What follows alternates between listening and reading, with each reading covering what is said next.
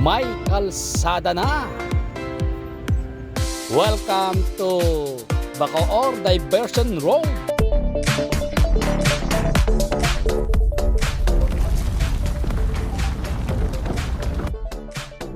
Magandang araw ulit sa inyo mga kaibigan. Welcome to my channel.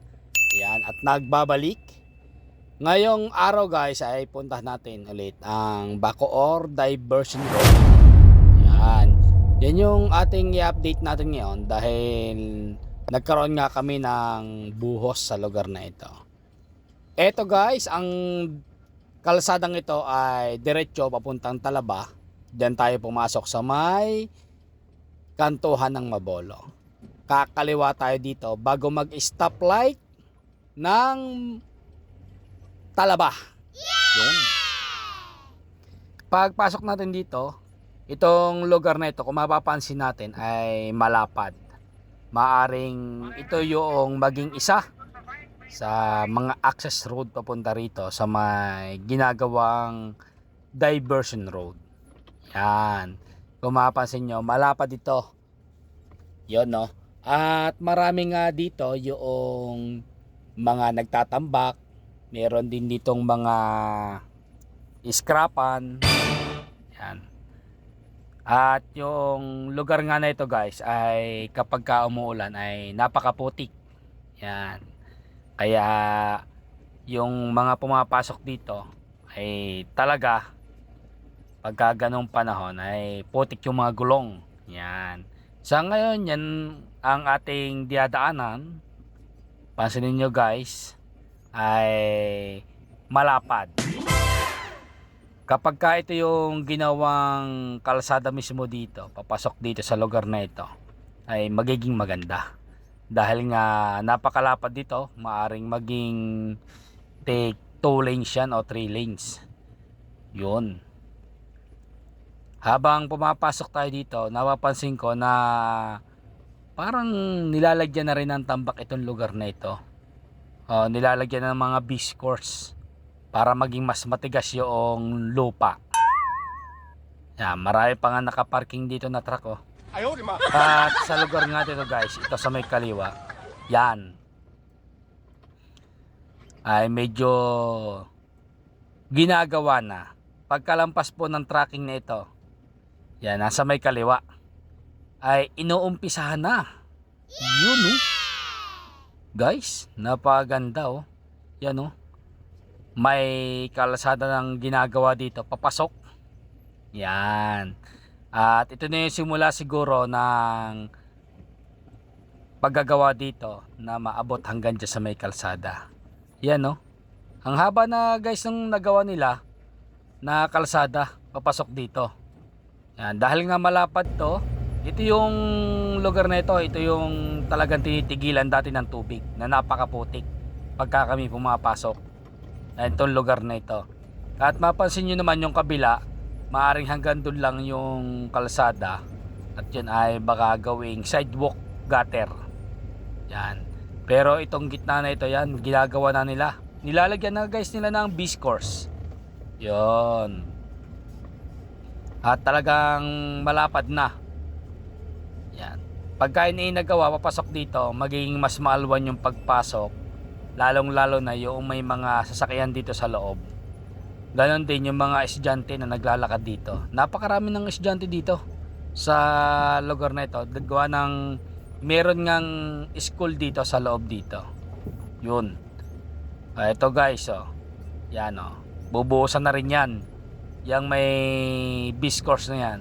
Kung mapansin nyo guys, wala namang mga yan, bakal. Kasi sinasabi nung iba na bakit hindi nilalagyan ng bakal. Wala po talagang bakal yung kalsada. Ganyan lang siya. Yan po ay pinag-aralan na kung gaano katigas dapat yung lupa. Kaya po yun nilalagyan ng biscourse, mga graba. Saka po susukatin yan. Tinetesting po yan kung ganong katigas yung lupa. Yan. Pinag-aralan na po ng mga engineer yan. Yan guys. Maaring hanggang dito sa may dulo na ito talaga yung gagawin na kalsada. Gawa nga na meron ng mga dito naka-align. Yan. Hanggang dito po yun sa may ginagawa talaga na dito, diversion road, yung alignment. Lalong-lalo na yung kanal. Yan, makikita natin dito. Dahil nga lagi kami nakakapagbuhos dito. Yan. Kaya nakikita namin yung mga ginagawa nila. Yun, pagpasok dito, yan sa may kaliwa na yan guys, nandiyan dyan yung isang bagong tayong eskwelahan. Yan. Isang magandang school po yan yung nandiyan dyan. At ito nga, malapit na tayo dito sa may dagat. Yan. Itong diretsyo na ito, kung titingnan po natin, ayan ay Cavitex. Siyempre sa lugar na ito, hanggang dito lang, may tubig kasi yan. At kung mapapansin nyo, dito sa may dulo na ito, yan, may pakanan dyan Yan. Tapos, dito tayo sa may container na ito, banda kakaliwa. Maraming nagagala dito, lalo na kapag umaga, yung umagang-umaga, saka yung hapon. Mas marami pala yung hapon kasi malilom na. Yan, dito sila nagagala sa lugar na ito. Yan, maraming kabataan din na nagtatambay dito. Yun. At napakalapad na nga yung sa may kanan na yan, nung natambakan na yan. Ito pa yung mga ilalagay na mga mga pamposte. Yun. At ito, yan, papasok na tayo. Ito na mismong daan na ito guys. Ito yung gagawing diversion road. Yan, syempre hindi pa ito nilalagyan ng kalsada. Ang unang ginagawa nga dito ay yung mismong tulay. Yan. Mamaya palipad tayo ng saglit sa lugar na ito para makita natin doon sa dulo. Kasi ang binubuhusan natin ngayon dito ay girdir o yung inilalagay doon sa mga ilalim ng tulay para maging matibay. Yon. Ito yung sa kanan, may gwardiya nga dyan sa may kanan na yan. Diyan maraming mga pumapasok kapag naggagala sila. Yun. Shout out kay Tropang Bernard. Ayan. At andito tayo ngayon. Yan, nakapagpalipad tayo. Ito na guys, yung ginagawang diversion road dito sa may Bacoor. At isa ito sa napakaganda nga na project dito. Yan, ang makikita nyo, napakalapad ng ginagawa dito. Ito yung magiging kalsada, itong lugar na ito. At yung makikita nyo na ayang mga parang mahaba-haba na yun po yung girdir na ginagawa dito. Yun yung span. Yan At ayan guys, na yung diretsyo, doon tatawid yung pinaka kalsada nito. At yan nga yung pinakatulay. Yun yung may girder na iyon na may patawid sa may kabila. Yan na siya. Tapos napansin nyo guys, itong lugar na ito na may mga puro tubig. Yan hindi ko alam kung ito ba ay fish pond pa rin. Pero parang fish pond siya. Tapos ang tubig ay palabas dito sa may pinaka lawa dito ng Cavitex. Yan siya. Yun. At kung mapapansin nyo guys, mahaba-haba na. Yan, medyo malakas yung hangin sa taas. At ito nga pala, lugar na ito, madami pa rin palang fish pond dito. Yun sa may kabila.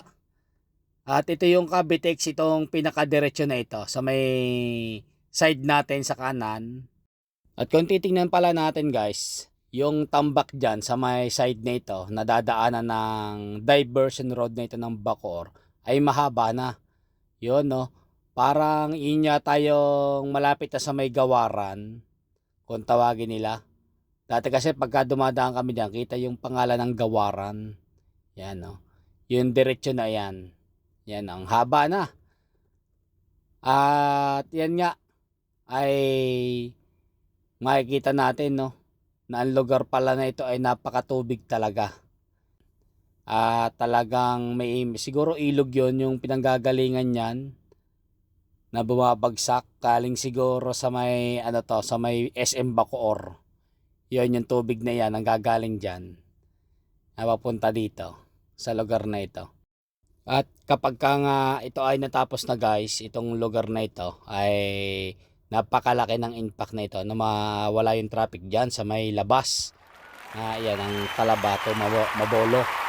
Yan. Kasi ang iba ay dito nagdadaan sa lugar na ito. Yan. At ito nga ay napakalapad. Maaring 3 lanes to. Kasi pagka nadoon kami sa may mga girder na yon ay malapad, parang 3 sasakyan, kabilaan, kaliwa at kanan yung pwedeng makaraan.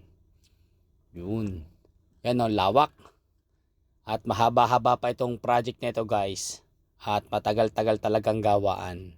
At ito naman guys, yung school na sinasabi ko sa inyo na malapit dito. Yan yung school. Yan o. Nandyan din guys yung evacuation area kapag nagkaroon po ng mga sakuna. Yan, sa lugar na ito. Yun yung dinaanan natin kanina, yung mahabang daan dyan. Yan no. Kung mapapansin nyo guys, napakaganda ng school na ito dahil nga ito ay bagong-bagong gawa. Nasa may harapan na ito. At ang kagandahan pa dito, solar ang nasa bubungan. Napakaganda. Merong mga nagpa-practice pala ng sayo dun, no? Yun, no? Sa may baba ng bagong tayong building. Yan. Ilang building po rin yan na magkakatabi. Yan, yung lugar na yan. Bagong school lang po yan dyan na bagong gawa. At ito yung dinaanan natin kanina na magiging possible na maging isang daan papasok dito sa diversion road na ito. Yan po yung dinaanan natin kanina. At maraming salamat sa inyo mga kaibigan, lalong-lalo na sa mga sumusubaybay sa akin sa mga video ito. Hanggang dito na lang muli ang ating update dito sa lugar na ito. At sa susunod ulit. Thank you.